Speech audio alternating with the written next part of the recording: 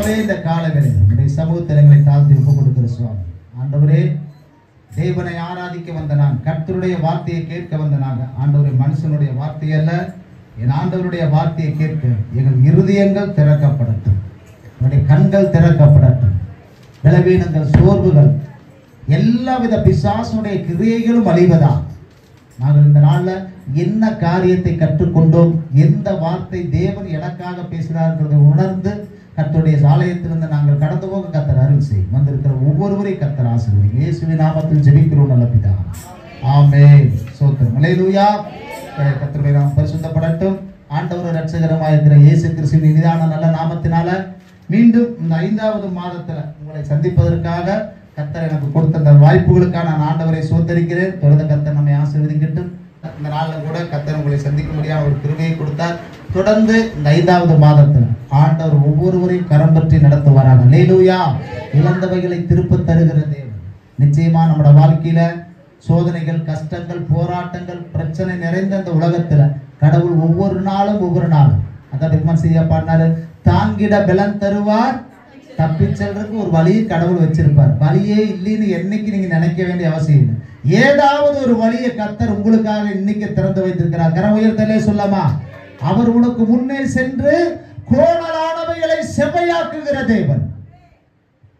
எல்லா வாசலும் அடைக்கப்பட்டுச்சு நீங்க நினைக்காதீங்க. நீங்க ஆண்டவரை தேடுங்க.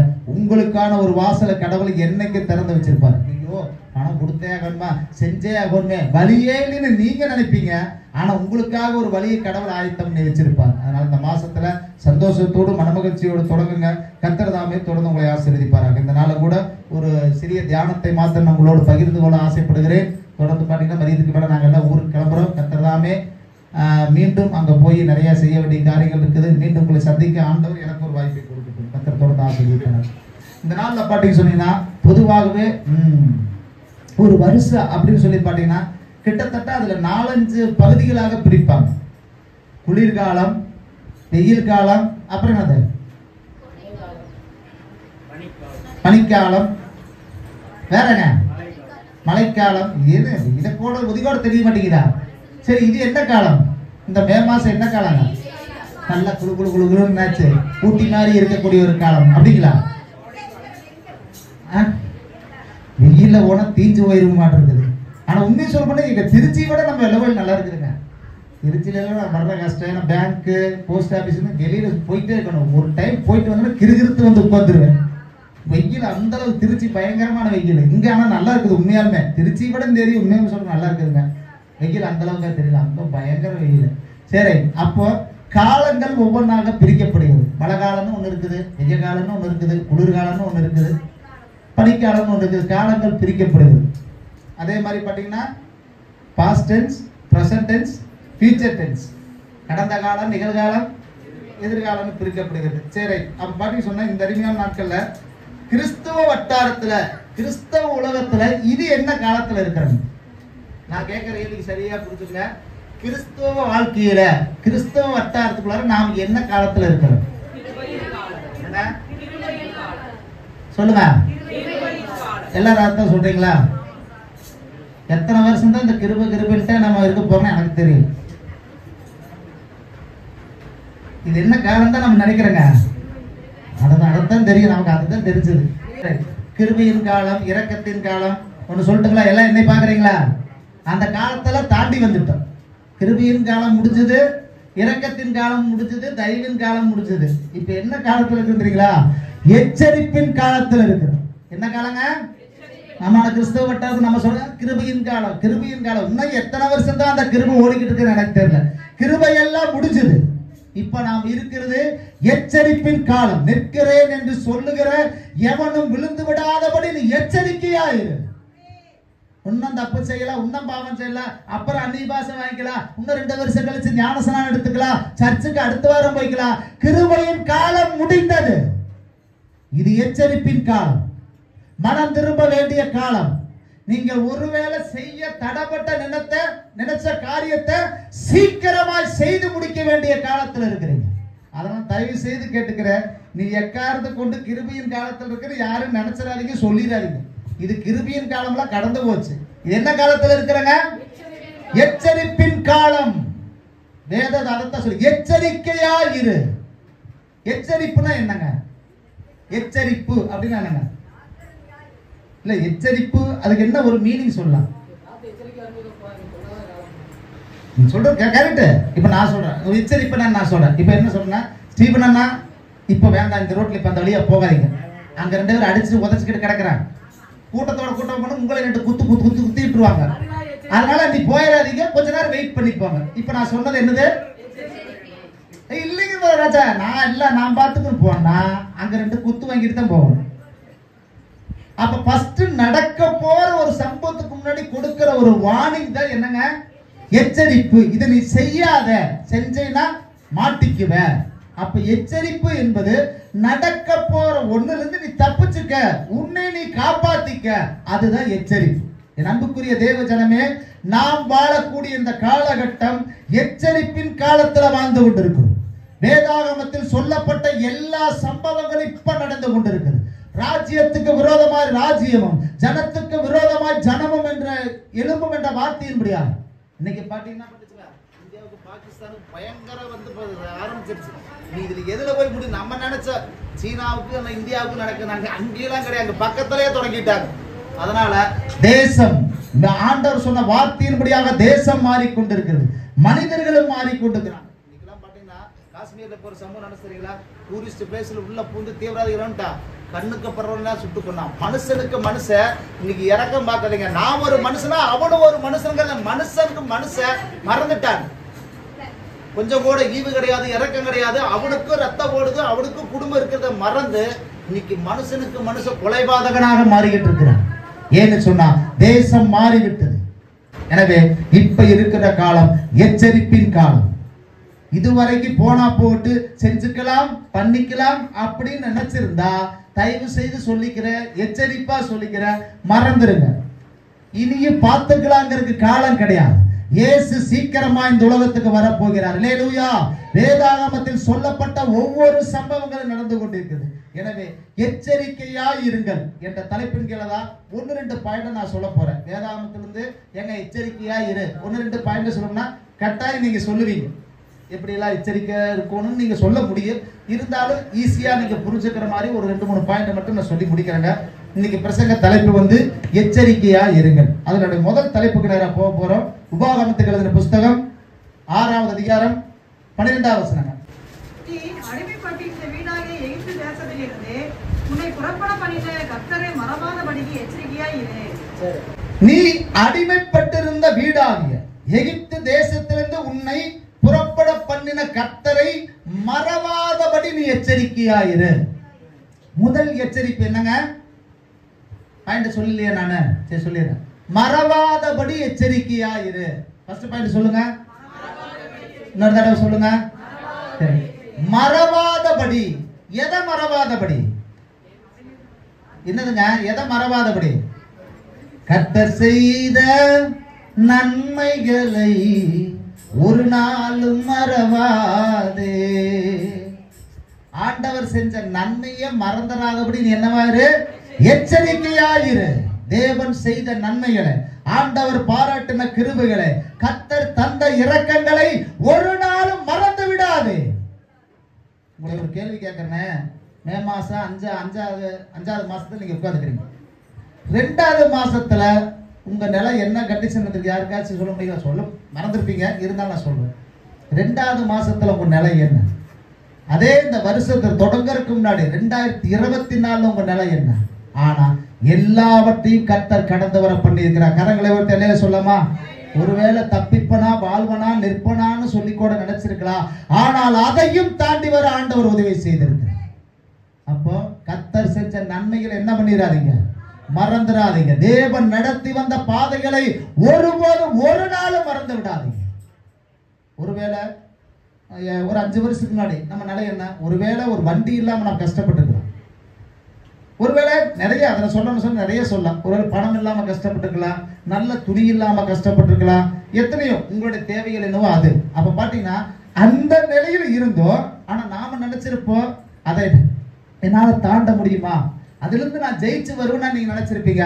ஆனால் கர்த்தர் கரம் கரம் பிடித்து நடத்தி 2025 5வது மாசத்துல உங்களை கொண்டாந்து வைத்துக்கிறார்கள். நம்புகிறவர்கள் கரங்களை உயர்த்தலே சொல்லுவார்.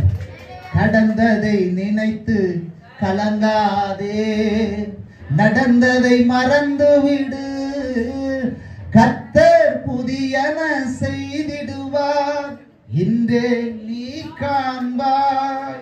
கடந்ததை நினைத்து நீங்க ஒரு நாள் கலங்காதீங்க. கர்த்தர் புதிய பாதைகளை உங்களை கொண்டு போய்கிட்டு இருக்கிறார். எனவே கர்த்தர் செய்த நன்மைகளை மறந்து விடாதபடி எப்படி இருக்கணுங்களா? கவனிக்கிறீங்களா இல்லையா? கர்த்தர் செய்த நன்மைகளை மறவாதபடி. அன்புக்குரிய தேவ ஜனங்களே, உங்க ஒவ்வொருவருடைய வாழ்க்கையில கர்த்தர் நடத்தி வந்து பாதிக்கிற நீங்க நினைச்சு பாருங்க. ஒரு நாளும் மறந்து போயிடாதீங்க. அதைத்தான் இஸ்ரவேல் மக்களுடைய வாழ்க்கையில் ஆண்டவர் சொன்னாரு. எகிப்து தேசத்துல என்னாச்சு? கண்ணீர் வடிச்சு கதறி சாப்பாட்டுக்கு வழி இல்லாம அவ்வளவு வேதனையோடு இருந்தாங்க. அந்த இடத்துல ஆண்டவரத்துல கூக்கரிட்டார்கள். அவர்களை காப்பாற்றும்படியாக மோசே வந்தார். பார்வோன் இடத்திலிருந்து ஜனங்களை விடுதலையாக்கி கொண்டு வந்தார். பாருங்க என்னாச்சுங்க? அப்பத்தை கொடுத்தார், வானத்து மன்னாவை கொடுத்தார், இறைச்சியை கொடுத்தார், கண்மலையிலிருந்து தண்ணியை கொடுத்தார், அக்னி ஸ்தம்பத்திலும் மேகஸ்தம் எத்தனை அற்புதங்களை செய்தார். போட்டிருந்த டிரஸ் பழசாகல, போட்டிருந்த செருப்பு தேஞ்சு போல அற்புதமாய் நடத்தின அந்த மக்கள் கொஞ்ச நாள் ஆன என்ன சொன்னாங்களாமா? இத பத்தி யாருமே கேட்டது இல்லையா? கொஞ்ச நாள் கழிச்சு இஸ்ரவேல் ஜனங்கள் என்ன சொன்னாங்க? நாங்கள் வெங்காயத்தையும் வெள்ளை பூண்டையும் நினைத்து பார்க்கிறோம், இது எனத்துக்கு. பார்த்தியா? இதுதான் கொழுப்புங்கிறது. கடவுள் வந்த ஒரு பழமொழி ஒன்று சொல்லுவாங்க, ஏறி வந்த ஏனிய எட்டி உதச்சிடாத அப்படிங்கிற மாதிரி. அந்த நிலையில் இருந்த நம்முடைய வாழ்க்கையை கர்த்தர் இன்னைக்கு எப்படி வச்சிருக்கிறாரு? உண்மையாலுமே நான் சொல்லட்டுங்களா, நீங்க எல்லாருமே நல்ல நிலையில் இருக்கிறீங்க. நான் சொல்றேன், நீங்க எத்தனை பேர் நம்புறீங்க? உங்களுக்கு ஒருவேளை கர்த்தர் வாழ்க்கை கொடுத்தா கண்ண மூடி ஒரு நிமிஷம் கரங்களை உயர்த்தி பார்ப்போம். நிச்சயம் இந்த வாழ்க்கை நீங்க நல்லா இருக்கிறீங்கன்னு நினைச்சீங்கன்னா, உண்மையாலுமே 2 வருஷத்துக்கு முன்னாடி 5 வருஷத்துக்கு முன்னாடி என் நிலை என்ன? ஆனா இன்னைக்கு ஒருவேளை சாப்பாட்டுக்கு நம்ம கஷ்டப்பட்டவங்களா இருக்கலாம், பணம் பாத்தீங்கன்னா வீட்லயே இல்லாம இருக்கலாம். ஆனா கர்த்தர் இன்னைக்கு சகலத்தையும் தந்திருக்கிறார். ஒரு நம்முடைய வாய்களை திறந்த ஆண்டவர் சொல்லி சோத்திரம் பண்ணுவாப்பா. கர்த்தர் செய்த நன்மைகளை மறவாதபடி நீ எச்சரிக்கையாயிரு. ஆனா இந்த இஸ்ரவேல் ஜனங்களுடைய வாழ்க்கையில் என்னாச்சுங்க? கர்த்தர் செஞ்ச நன்மைய அற்புதத்தை மறந்து எதை நினைச்சு பார்த்தாங்களா? இந்த இது இடத்துக்கு, எங்களுக்கு மண்ணா இடத்துக்கு, இது இடத்துக்கு. பாத்தியா? ஆண்டவர் செஞ்சது என்ன பண்ணாங்க? மறந்து போனார்கள். என் அன்புக்குரிய தேவ ஜனமே, நம்முடைய வாழ்க்கையில நீங்க கடந்து வந்த பாதையை ஒவ்வொரு நாள் திரும்பி பார்க்கணும். ஒரு சின்ன கதை சொல்றேங்க. ஒரு ஊர்ல ஒரு பெரிய ராஜா, நல்ல அரசாட்சி பண்ணக்கூடிய நல்ல அருமையான மனிதர். ஆனா என்ன சொன்னாங்க? அவர் தினசரி நைட்டு படுக்கிறதுக்கு முன்னாடி ஒரு ரூமுக்கு போயிட்டு வருவாரு. அந்த ரூமுக்கு வேற யாரும் வரக்கூடாது, போகக்கூடாது. இது அரச கட்டளை. யாரும் பார்ப்பாங்க. ராஜா தூங்குற போறதுக்கு முன்னாடி அந்த ரூமுக்கு போயிட்டு உள்ள போயிட்டு வருவாரு. இது எல்லா ஜனங்களும் பார்ப்பாங்க, அமைச்சரும் பார்ப்பாரு. ஒரு நாள் அவருக்கு மனசுல ரொம்ப உறுத்தலா இருந்துச்சு. என்னடா எதையுமே நம்மகிட்ட மறைக்கிறது இல்லை, ஆனா என்னமோ ரொம்ப ஒரு பர்சனலா வச்சுன்னு ஒரு நாள் கேட்டார். ராஜா, தயவு செய்து நான் கேட்கறேன், கோவப்பட்டுக்காதீங்க. தினமும் இந்த நைட்டு படுக்கிறதுக்கு முன்னாடி இந்த ரூமுக்குள்ள போறீங்க. போறப்ப நல்லா போற மாதிரி தெரியுது, ஆனா வர்றப்ப பாத்தீங்கன்னா ஏதோ கண்ணு கலகிற மாதிரி சோகமா வர மாதிரி தெரியுதுங்க ராஜா. ஒருவேளை நான் கேட்ட தப்பா இருந்தாலும் மன்னிச்சுங்க, என்னமோ கேட்கறதுங்கிறப்ப ராஜா சொன்னார், ஒன்றும் கவலைப்படாதப்பா, இதை பத்தி நீ தெரிஞ்சுக்கணும், அவ்வளவுதானா, வா எங்கூட. என்னாச்சுன்னா அந்த அமைச்சரை கூட்டிக்கிட்டு அந்த ரூமுக்குள்ள போனார். போய் கதவு நீக்கி பார்த்தா இவர் அமைச்சர் என்ன யோசிக்கிறாரு, என்னடா உள்ள போறாரு வர்றாரு, என்ன ஏதாவது தங்க கடத்தி வச்சிருக்கிற அப்படியா, என்ன எழுதி அரசரசி பாக்குறாரு, ஒண்ணுமே தட்டுப்படல.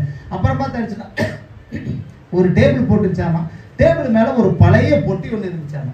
இவரு சுத்தி முத்தியும் பார்த்து இதைத்தான் பார்த்தாரு, என்னடா என்னமோ ஒரு பழைய காலத்து ட்ரங்கு பொட்டி மாதிரி இந்த இடத்துல ஒண்ணு இருக்குது அப்படின்னு நினைச்சு ஒன்றும் புரியல. அப்பதான் ராஜா சொன்னாரு, இங்க பக்கத்துல வாப்பா அப்படின்னு சொல்லிட்டு என்னாச்சுன்னா அந்த பழைய போட்டி நீக்கி காமிச்சாரு. நீக்கி காமிக்க பார்த்தா பயங்கரமான அழுக்கு கிழிஞ்சு போன நிலையில ஒரு ட்ரெஸ் அதுக்குள்ள இருந்துச்சாரு. இவருக்கு ஒன்றும் புரியல. அப்பதான் ராஜா சொன்னாரா, ஏப்பா நான் இன்னைக்கு இந்த அளவுக்கு இந்த ராஜ வஸ்திரத்துல இருக்கிறேன்னு சொன்னா, அன்னைக்கு நான் அந்த வஸ்திரத்துல தான் இருந்தேன். அதுல இருந்துதான் இன்னைக்கு நான் எப்படி வந்திருக்கிறேன். ஏங்க பேசுறீங்களா? அதுல இருந்துதா இதுக்கு வந்திருக்கிறேன். எப்படிங்க? அந்த நிலையில் இருந்ததா இந்த நிலைக்கு நான் வந்திருக்கிறேன். அதனால நான் ஒரு நாளும் மறந்துடக்கூடாதுங்கிறதுக்காக டெய்லி படுக்கிறதுக்கு முன்னாடி நான் யாரு நான் எங்கிருந்து வந்தா, நான் எப்படி இருந்தத ஒவ்வொரு நாளும் நான் நினைச்ச பார்க்கணும் ராஜா சொன்னார். நம்புக்குரியவர்களே, நம்முடைய வாழ்க்கையில இன்னைக்கு கர்த்தர் உங்கள் ஒவ்வொருவரையும் நல்லா தான் வச்சிருக்கிறார். நீங்க யாரும் அன்னைக்கு இருந்த வாழ்க்கையோட உண்மை சொன்னா, நாங்களே நிறைய கஷ்டப்பட்டோம். சாப்பாட்டுக்கே வழி இல்லாம நான் கஷ்டப்பட்டேன். காசுக்கே வழி இல்லாம கஷ்டப்பட்டுக்கிறேன். ஓப்பனா சொல்ல துணிக்கே வழி இல்லாம கூட நான் கஷ்டப்பட்டேன். இன்னைக்கு எத்தனை பேருக்கு துணி கொடுக்குற அளவுக்கு கட்டது எனக்கு அது ஒரு நேரத்தை வச்சிருக்கிறேன். உண்மையாலும் சொல்லுங்க, எந்த விதத்துல இன்னைக்கு நான் குறைஞ்சு போகல. கடவுளை என்னை நல்லா தான் வச்சிருக்கிறார். அல்லேலூயா. உங்களை எல்லாம் ஆண்டவர் எப்படி வச்சுக்கிறாரு? நல்லா இருக்கிறீங்க மட்டும் கைத்துக்கு வரல சொன்னா போதும். ஏன்னா யாரையும் ஆண்டவர் குறைஞ்சு போக இல்லைங்க. மறவாதபடி நீ எச்சரிக்கையாக கர்த்தர் செஞ்ச நன்மையை ஒரு நாள் மறந்து போயிடாதீங்க. பாட்டிக்கு சொன்னா இன்னைக்கு பாத்தீங்கன்னா ரொம்ப ஒரு கஷ்டத்துல இருக்கிறப்ப நிறைய நண்பர்கள் இருந்திருப்பாங்க.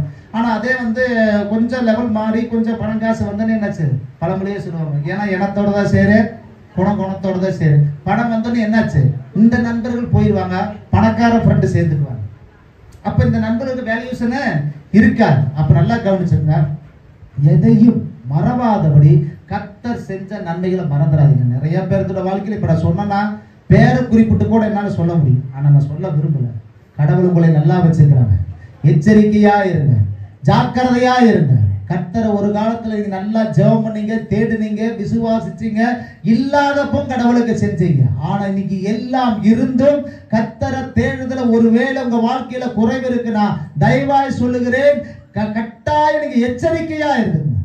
கர்த்தர் கொடுத்த வாழ்க்கை இது, தேவன் தந்த கிருபை இது. இந்த கிருபையை உதாசீனமா இழந்து போகாதீங்க. கர்த்தர் செஞ்ச நன்மைகளை மறந்து போகாதீங்க. அருமையான காலை வேளையில என் அன்புக்குரியவர்களே, இந்த நாள்ல முதல்ல நாம் எச்சரிக்கையா இருக்க வேண்டியது, மறவாதபடி நாம் எச்சரிக்கையா இருக்க வேண்டும். இரண்டாவது பாயிண்ட்க்கு நான் வருங்க, மத்தேயு 24:4.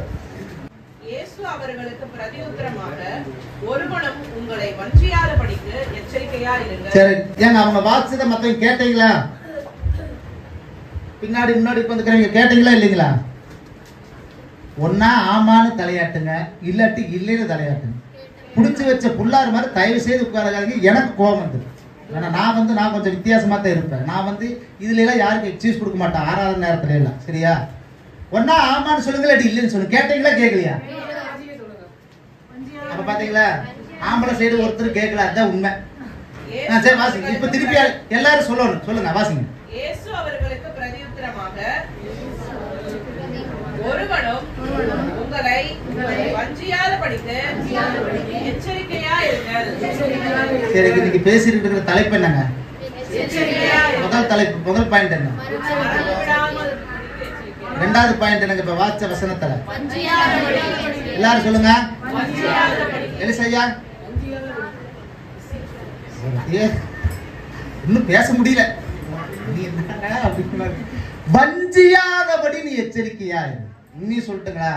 வசனம் அதான் சொல்லுது. இதெல்லாம் நிகழ்காலத்துல இருக்கிற சொன்னீங்களா? பாத்தீங்களா? என்ன காலம் நீங்க சொன்ன? என்ன காலம் என்னங்க? இது எங்காச்சும் வாயில அந்த வார்த்தை வந்துருச்சு. கிருபையின் காலம்லாம் முடிஞ்சு போச்சு. எச்சரிப்பின் காலம். ஒருவனும் உங்களை வஞ்சியாதபடி நீங்கள் எச்சரிக்கையாக. வசனம் அதான் சொல்லு. ஆட்டுத்தோலை போர்த்து கொண்டு வருவார்கள், ஆனால் உள்ளத்திலோ. நம்ம சபையில எந்த டெவலப் ஆயிருக்கு, பாதி வசனத்தை சொல்லிட்டு நிறுத்திட்டு தெரிஞ்சு போயிருக்கு. ஆட்டுத்தோலை போர்த்து கொண்டு வருவார்கள், ஆனால் உள்ளத்துல. எல்லாரும் சொல்லுங்க, தெரியலனா கூட தெரிஞ்சுக்கங்க. சொல்லுங்க.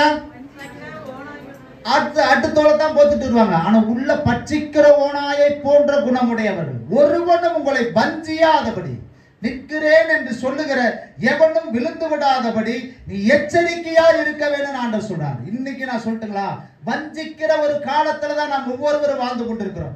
ஒரு நிமிடம் ஏமாந்தாலும் கிறிஸ்தவ வாழ்க்கை சரிந்து விடும்.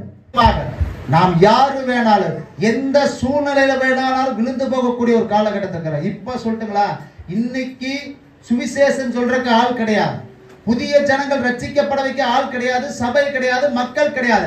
ரட்சிக்கப்பட்ட கிறிஸ்தவனையே, மனம் திரும்பிய கிறிஸ்தவனையே, தேவனை உண்மையாய் ஆராதிக்கிற கிறிஸ்தவனையே இன்னைக்கு வஞ்சிக்கிற கூட்டம் வஞ்சித்துக் கொண்டிருக்கு. கிறிஸ்தவ சபையில இன்னைக்கு சினிமா பாட்டு பாட ஆரம்பிச்சிட்டாங்க.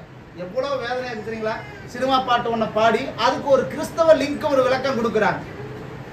சினிமா பாட்டையும் பாடிட்டு வசனத்துக்கு ஒத்த மாதிரி அதை பேசுறாங்க. எவ்வளவு வேதனையான ஒரு விஷயம்.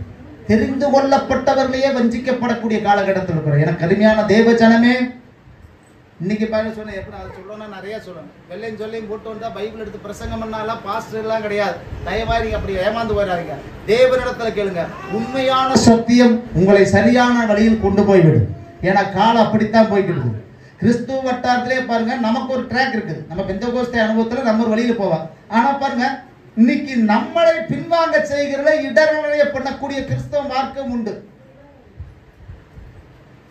ஏன்னா லைவ் ஓடிக்கிறதுனால என்னால நிறைய விஷயங்கள் சொல்ல முடியல. இருந்தாலும் பாத்தீங்கன்னா தயவாய் கேட்டுக்கிறேன், உங்களுக்கே பிரசங்கம் பண்ணக்கூடிய, உங்களுக்கே சத்தியம் சொல்லக்கூடிய கிறிஸ்தவம் வருவாங்க, உங்களை தேடி வருவாங்க. ஆனா விழுந்து விடாதபடி நீங்கள் எச்சரிக்கையாக. நீங்க ஆமான்னு சொல்றதுக்கு 5 வசனத்தை எடுக்கலாம், அவங்க இல்லைன்னு சொல்றதுக்கு 10 வசனத்தை எடுப்பாங்க. உங்களால் அவங்க கிட்ட ஜெயிக்கவே முடியாது. ஏன்னா தாங்கிட்ட இல்லைங்கிறத ஒன்றை நிரூபிக்க என்ன ஆதாரம் வேணாலும் வச்சிருப்பாங்க. அதனால விழுந்து விடாதபடி நீங்கள் எச்சரிக்கையார்கள். கிறிஸ்துவ வட்டாரத்துல ஒரு நிமிடம் போதும் நம்முடைய ஆவிக்குரிய வாழ்க்கை சரிந்து போகும்.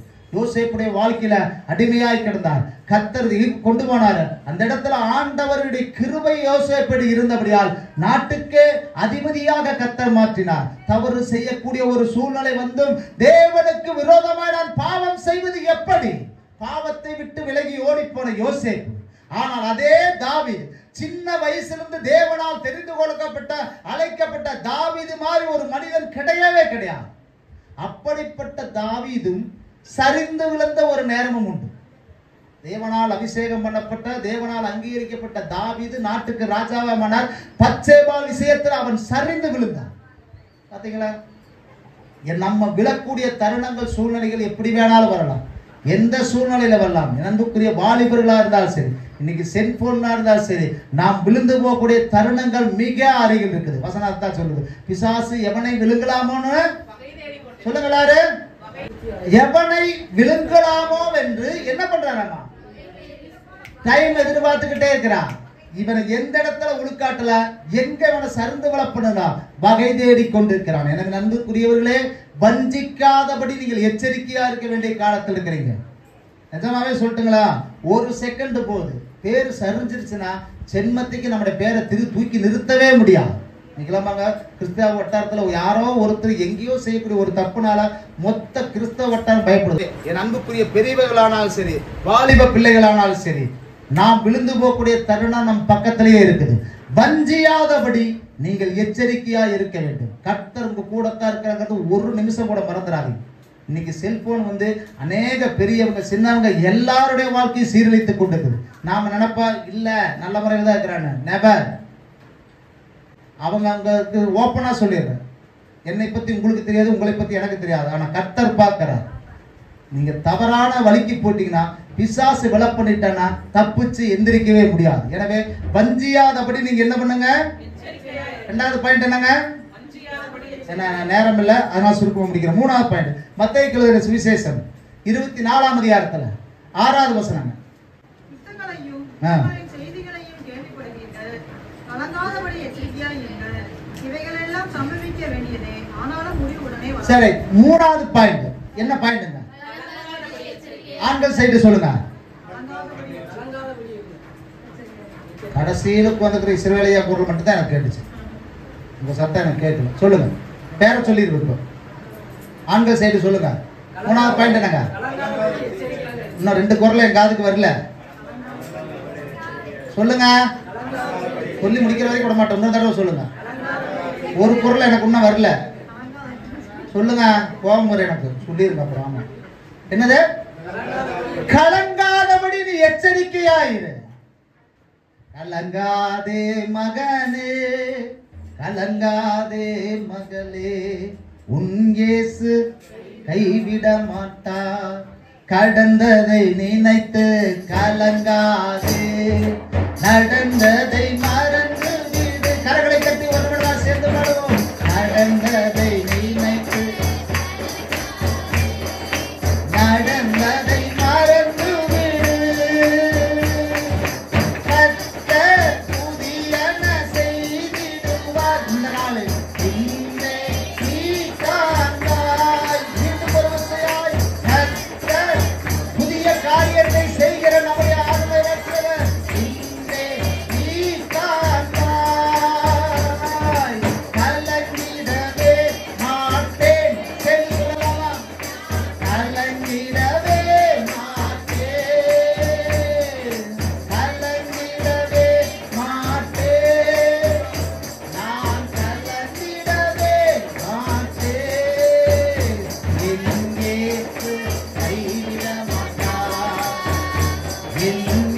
இயேசு கைவிட மாட்டார்.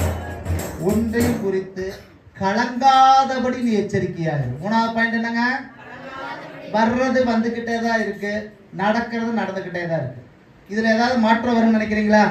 எங்க பெண்கள் எல்லாம் பாருங்க, இதுல ஏதாவது மாற்றம் வரும்னு நினைக்கிறீங்களா? கட்டாயம் கஷ்டம் வரத்தான் செய்யும், பிரச்சனை வரத்தான் செய்யும். ஒரு காலத்துல நம்ம கையில் அப்படி இருந்து இறைச்சிருப்போம். ஆனா இல்லாத ஒரு நேரமும் வரும். என்னங்க சொல்லுங்க அத்தையா? இல்லாத ஒரு நேரம் நம்ம வாழ்க்கையில வரும். ஆனா வர்ற நேரத்தை குறித்து நீங்க கலங்க வேண்டிய அவசியமே இல்லை. இருக்கிறப்போ ஆண்டவர் வசனத்தை சொல்லு, நான் எல்லாவற்றிலும் மனரம்யமாய் வாழ கற்றுக்கொண்டேன். சில பேருடைய வாழ்க்கையில இருந்துச்சுன்னா பயங்கர குதூகலமா சிரிப்பா இருக்கு, முகத்துல எல்லாரும் லைட்டு வெளிச்சு எரிஞ்சுக்கிட்டே இருக்கு. ஏங்க சோப்புல சொல்லுங்க, சோப்புல காசு இருந்தா வாய் என்ன சிரிச்சுக்கிட்டே இருக்கு. ஆனா டக்குன்னு ஒரு நாள் சோப்புல காசு இல்லைன்னா என்ன ஆயிரு? தொங்கிரு தலை. ஏன் பிரதர் பிடிக்கிறீங்க? என்ன பண்றது, காசே கிடையாது, வாரம் முழுக்க வேலை செஞ்சு 10 ரூபா கூட மிச்சமாகல, தலை தொங்கிரு. அந்த நிலை வரக்கூடாது. எந்த நிலை வந்தாலும் மூணாவது பாயிண்ட் என்ன பாயிடுங்க? நான் ஒரு சிம்பிளா உங்களுக்கு ஒரு டெக்னிக் சொல்லித்தரேன். அதாவதுங்க சிம்பிளா டெக்னிக், அதை நான் ஃபாலோ பண்றதை சொல்றேன். என்னைக்குமே எப்பவுமே நான் யோசிச்சே கிடையாது. நாளைக்கு எனக்கு 5000 ரூபாய் பணம் தேவைன்னு வச்சுக்கங்களேன், யோசிக்கவே மாட்டேன், கவலையும் பட மாட்டேன். ஏன் தெரியுங்களா? எனக்கு எப்ப பணம் வேணுங்க?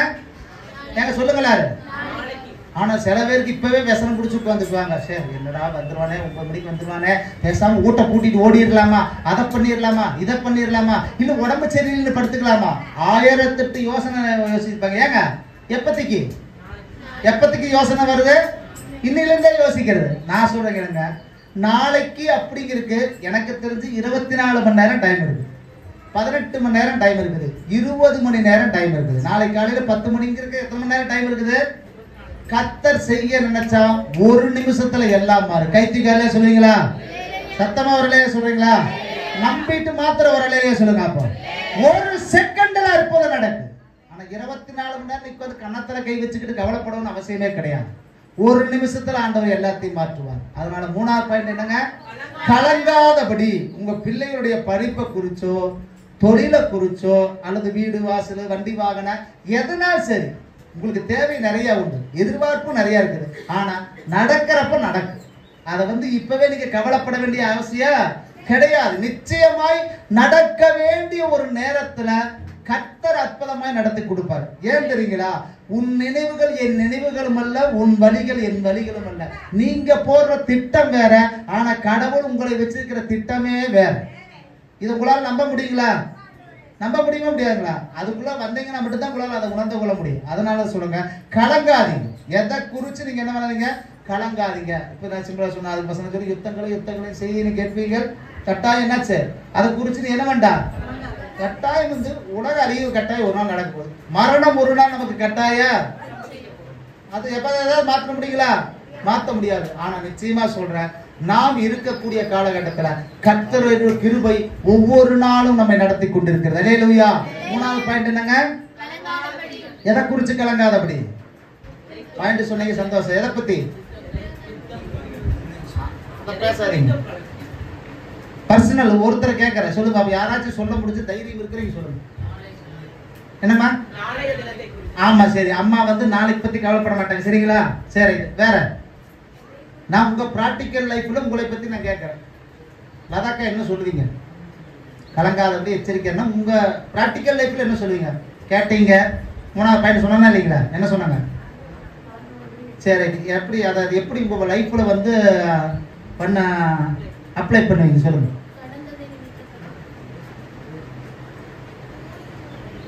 பிள்ளைகளுடைய படிப்பு இருக்குது, எதிர்காலம் இருக்குது, காலேஜ் இருக்குது, ஒரு வீட்டை வாங்க நினைக்கிறீங்க, ஒரு கார் வாங்க, எதனால நமக்கு ஒரு திங்கிங் உண்டு. ஆனா அதை பத்தி நம்ம ஒரு நாளத்துல என்ன பண்ண வேண்டியதுங்க? அந்த நேரம் அந்த சூழ்நிலை கடவுள் அற்புதமாய் செய்து முடிப்பார். கரமுயர்த்தலே சொல்லுங்களா? அதனால நன்றிக்குரியவர்கள் இங்க உட்கார்ந்துக்கிற நீங்க யாருனாலும் சரி, வேலை இல்லைனாலும் கவலைப்படாதீங்க, காசு இல்லைனாலும் கவலைப்படாதீங்க, ஒருவேளை செலவாயிருச்சு ஒரு 2000 ரூபாய் வீட்டு, அதையும் கவலைப்படாதீங்க. எல்லாம் நன்மைக்கு. ஆண்டவருடைய வேதம் சொல்லுது, ஒவ்வொன்றுக்கும் ஒவ்வொரு காலம் உண்டு. விதைக்கிறதுக்கு ஒரு காலம் இருந்தா அதை அறுக்கிறதுக்கு ஒரு காலம். இன்னைக்கு நீங்க கண்ணீர் வடிக்கக்கூடிய ஒரு காலமா இருக்கலாம். இல்லைங்கிற ஒரு காலமா இருக்கலாம். ஆனால் கண்ணீரை ஆனந்த களிப்பாக மாற்ற ஆண்டவர் ஒரு காலத்தை வச்சிருக்கிறார். அல்லேலூயா. இன்னைக்கு இல்லாதவங்களா இருக்கலாம், ஆனால் நிச்சயமாய் ஒரு காலம் நீங்க மற்றவங்களுக்கு கொடுக்கிற ஒரு காலத்தை ஆண்டவர் வச்சிருப்பார்.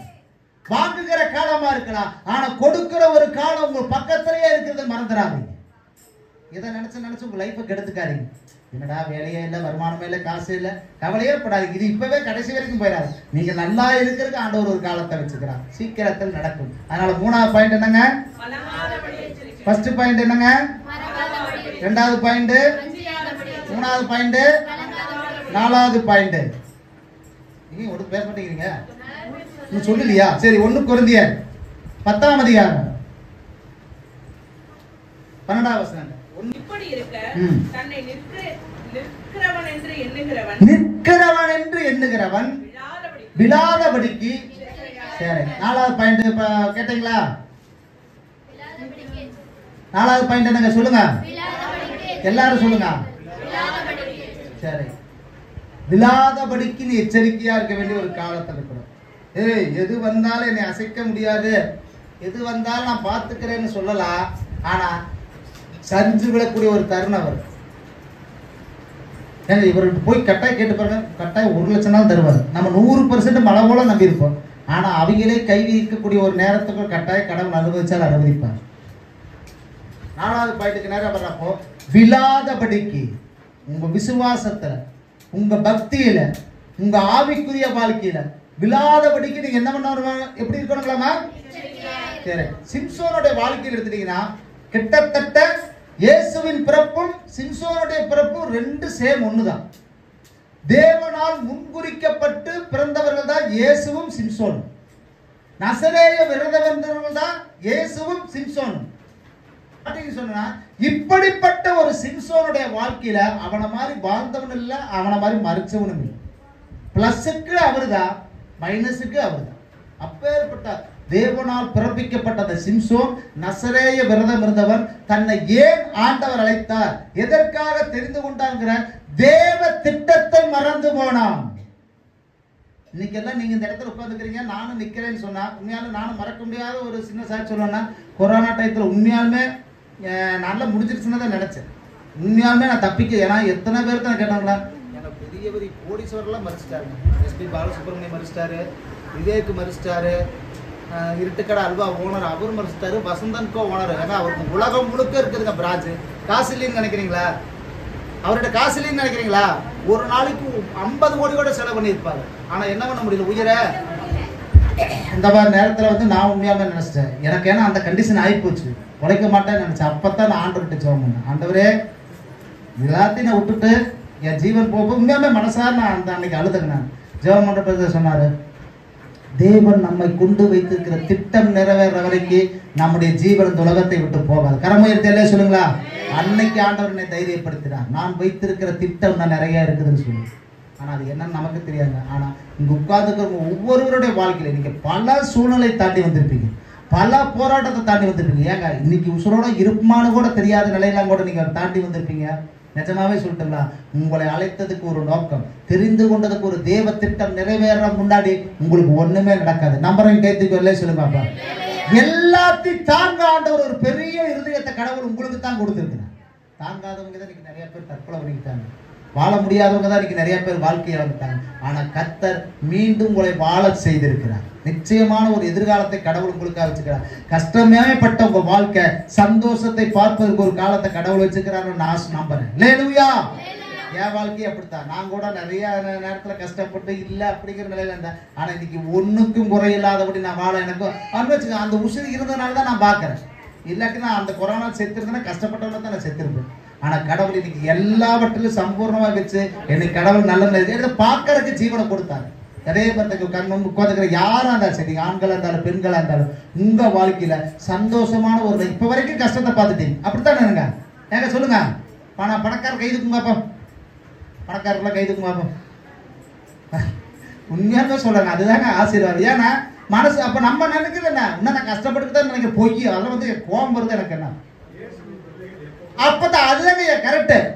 இப்ப கைதுக்கும் பாப்ப நான் பணக்காரன்னு சொல்றீங்களா? மனசு பார்த்தியா இப்படி இருக்கிட்டு நிக்குது. தூக்கலாமா வேண்டாமா தூக்கலாமா? இயேசுவின் பிள்ளைகள் நாங்கள் எப்போது மகிழ்ந்திருப்போம். ஒண்ணுக்கு கடவுள் நம்மளை குறைஞ்சிட்டாரு. எப்ப சொல்லிட்டுங்களா? ஒருவேளை கஷ்டத்தை பார்த்த உங்க கண்கள் இனி சந்தோஷத்தை பார்க்கறதுக்கு சீக்கிரமா ஆண்டவருக்கு நாளை வச்சுக்கிறாரு. அல்லேலூயா. நிறைய நாள்ல நம்ம வாங்குறவங்களா தான் இருந்திருப்போம். ஆனா கொடுக்கறதுக்கு ஆண்டவர் ஒரு நேரத்தை உங்களுக்காக வச்சுக்கிறாரு. எங்கேயும் இல்லை, சீக்கிரத்துல பக்கத்துல வச்சுக்கிறார். நீங்க இழந்து போனதை கர்த்தர் திருப்ப தருகிறது. நீங்க இயேசுக்கு நிறைய பேரோட வாழ்க்கை பிராக்டிக்கல் லைஃப் சொல்றேன். ஏங்க நிறைய அடமானம் வச்சு கூட சாப்பாட்டுக்கு வாங்கி வாழ்ந்தவங்களா உண்டு. ஆனா இன்னைக்கு வரைக்கும் அதை மீட்க முடியாம கஷ்டப்படுறவங்களா கூட இருக்கலாம். நிஜமா சொல்லிட்டுங்களா? இழந்ததை திருப்பி ஆண்டவர் வாங்கறதுக்கு ஒரு காலத்தை வச்சுக்கிறார். நிச்சயமாய் விழுந்து விடாதபடிக்கு அதுக்குள்ள உங்க லைஃப் என்ன ஆயிடக்கூடாது, நல்லதை பார்க்கறதுக்கு முன்னாடி உங்க லைஃப் என்ன ஆயிடக்கூடாது, விழுந்து போயிடக்கூடாது.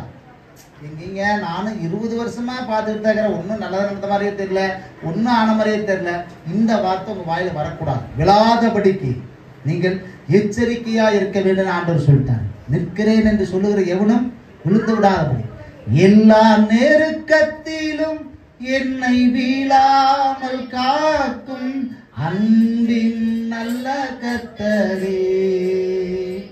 எல்லா நெருக்கத்திலும் என்னை வீழாமல் காக்கும் அன்பின் நல்ல கர்த்தரே. ஆயிரம் ஆயிரம் நன்மைகள் அணுகின என்னை கிருபையும் இரக்கமும் அன்பும் தந்தீரே. நல்ல எபிரேசராய் என்னை நடத்தி வந்தீரே. நன்றி சொல்ல வார்த்தை இல்லை. நல்ல எபிரேசராய் என்னை நடத்தி வந்தீரே. நன்றி சொல்ல வார்த்தை இல்லை. கர்த்தர் செய்த நன்மைகள் ஏராளம். நிஜமாவே சொல்றேன், உங்க வாழ்க்கையில நல்லதை பார்க்கறதுக்கு முன்னாடி நான் விழுந்துருவேன்னு நீங்க நினைக்காதீங்க. இழந்து போன உங்க சந்தோஷம், இழந்து போன உங்க நிம்மதி, இழந்து போன பணம், இழந்து போன ஆசீர்வாதம். இன்னைக்கு நிறைய பேர் வாழ்க்கையில பாருங்க, பணம் இல்லைன்னா மரியாதை கிடையாதுங்க. உண்மை சொல்ற உண்மைதாங்க. ஏன்னா இன்னொன்னு பணம் இல்லைன்னு சொன்னா இன்னும் வாப்பா போனேன்னா பார்த்தா 1000 ரூபாய் கேட்பேன், 2000 ரூபாய் கேட்பேன். மரியாதையை நிறைய பேர் இப்ப சொல்றேன், எல்லாவற்றையும் கர்த்தர் திருப்பி தர வரைக்கும் நீங்க பொறுமையோட காத்துருங்க. விழாதபடிக்கு நீங்க மனசு சோர்ந்து போயிடாதபடி தைரியத்தோட எச்சரிக்கையாங்க. இழந்தவர்களை கர்த்தர் இரட்டைத்தலையாய் திருப்பி தருவார். யோபுட வாழ்க்கையில அவன் வந்தாலும் சரி போனாலும் சரி நினைச்சாரு. ஆனா இழந்தவைகளை இரட்டத்தனையாய் திருப்பி தந்த ஆண்டவர் உங்க ஒவ்வொருவருடைய வாழ்க்கையில சமாதானத்தை தருவார், சந்தோஷத்தை தருவார், நிம்மதியை தருவார். நல்ல ஒரு வாழ்க்கையை கர்த்தர் உங்களுக்காக வைத்திருக்கிறார். எனவே இது என்ன காலம்? பாத்தியா, முதல்ல சொன்னது வர மாட்டேங்குது. பாத்தியா, இது என்ன காலம்? கிருபையின் காலம்னு தெரியாதனமா கூட சொல்லிடாதீங்க. என்ன காலம்? பேசுன தலைப்புனாங்க என்னென்ன எத்தனை பாயிண்ட் பேசுன சொல்லுங்க பாப்பா.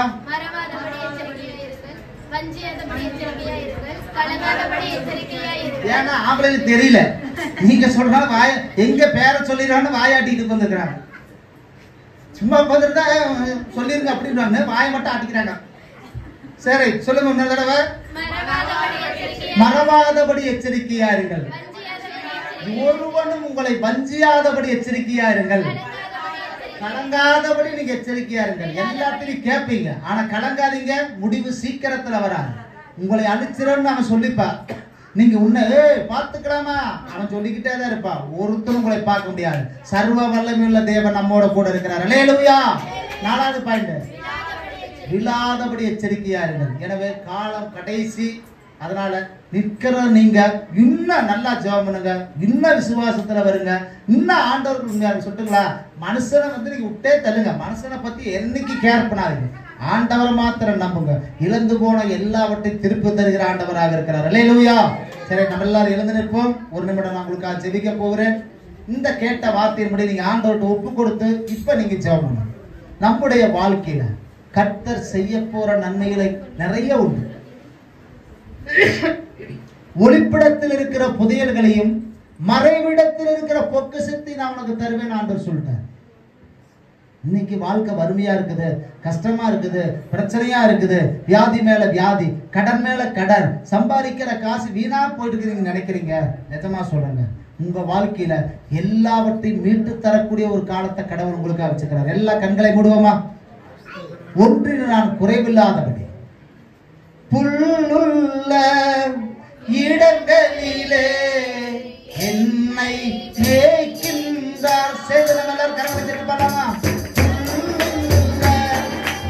இடங்களிலே என்னை மேய்க்கின்றார், கண்ணீரண்டை கூட்டி சென்று ஆகம் தீர்க்கின்றார், கண்ணீரண்டை என்னை கூட்டி சென்று இயேசு ஆகம் தீர்க்கின்றார். இந்த குட்டிகள் பட்டினி கிடக்கும், நம்ம ஆண்டவரை தேடுவோர்க்கு குறை இல்லையே. இந்த குட்டிகள் பட்டினி கிடக்கும், நம்ம ஆண்டவரை தேடுவோர்க்கு குறை இல்லையே, குறை இல்லையே. ஆண்டவரை தேடுவோர்க்கு பாட்டு தெரியாத இருக்குது. குறை இல்லையே, இப்போ குறை இல்லையே. நம்ம ஆண்டவரை தேடுவோர்க்கு குறை இல்லையே. சிங்கக்குட்டிகள் பட்டினி கிடக்கும், நம்ம ஆண்டவரை தேடுவோர்க்கு எதிரிகள் முன் இருந்தொன்றை ஆயத்தம் எதிரிகள் முன் இருந்தொன்றை ஆயத்தப்படுத்துகிறார். என் தலை என்னை நான் அபிஷேகம் பரிசுத்தாவியானவரே வல்லமை பொருள் வேண்டும் ஐயா. கர்த்தருடைய அபிஷேகத்தோடு இவர்கள் கடந்து போகட்டும் ஐயா. பழைய மனிதனாயில்லாதவரே புதிய ஆவிக்குரிய வாழ்க்கை திறத்தோடு ஆண்டவரே ஒரு சந்தோஷத்தோடு இவர்கள் கடந்து போகட்டும் ஐயா. விரோதமாய் செயல்படுகிற எல்லா பொல்லாத ஆவியின் கிரியைகளும் மனிதனுடைய கண்களும் இயேசுவின் நாமத்தினால் இந்த காலை வேளையில நிர்மூலமாகும்படியாக நாங்கள் செபிக்கிறோம். ஆண்டவரை தேடுவோர்க்கு குறை இல்லையே, குறை இல்லையே, எனக்கு குறை இல்லையே. இப்போ ஆண்டவரை தேடுவோர்க்கு குறை இல்லையே, குறை இல்லையே. ஆண்டவரை தேடுவோர்க்கு குறை இல்லையே. இந்த குட்டிகள் பட்டினி கிடக்கும், நம்ம ஆண்டவரை தேடுவோர்க்கு இந்த குட்டிகள் பட்டினி கிடக்கும், நம்ம ஆண்டவரை தேடுவோர்க்கு. எல்லாரும் ஒரு நிமிடம் கண்களை மூடி கடைசி தேவன் உங்களுக்கு சொல்லக்கூடிய வார்த்தைகள். கண்களை மூடி கரங்களை உயர்த்துங்க.